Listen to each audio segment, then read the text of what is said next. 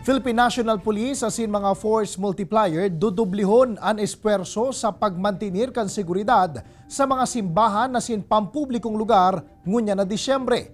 1,800 na PNP personnel pig alerto naman kan Camarines Sur Police Provincial Office. Bilog na detalye sa report na ini.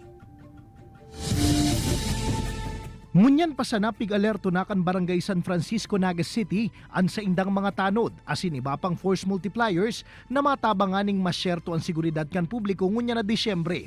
Piglalao man na kaya ni Kapitan Efren Nepomuceno ang pagruso kan dagmang na tao sa simbahan, Plaza 15 Martires, asin mall, urog na sa pagpuon kan simbang gabi.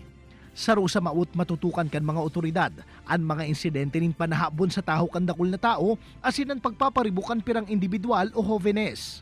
Magin ang pagparada kan mga lunadan asin bulos kan trapiko, tututukan man kan mga otoridad.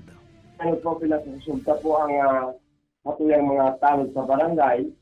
Ngunyan po mga Disyembre, aram ta po na kadaklan po kan mga consequences ng barangay at ang mga sunset ang po dito sa moyang barangay. Kami ko kitang mall, may plaza, may church po kita.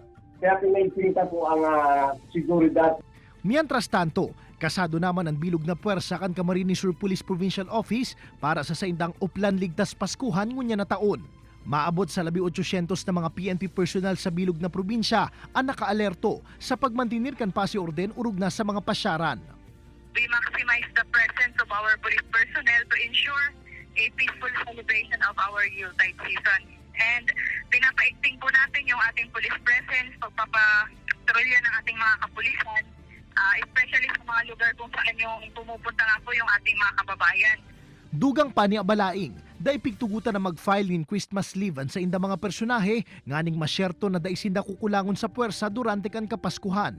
Apwera sa mga PNP personnel na ma-standby sa kada simbahan na sa indang nasasakupan, nakatalaan man na magbugtak nin Police Assistance Desk sa mga pampublikong lugar, tanganing mas marikas na makapag-report ang publiko in kasong igwang mga emerhensya o insidente nin krimen. Nagpagirumduman ang mga otoridad sa mga mamamasyar na ugaliong riparuhon ang mga lakan harong nganing maibitaran ang mga panahabon. Kaibanan si Jovel Obiso, Jesse Cruzat, Balitang Bicolandia.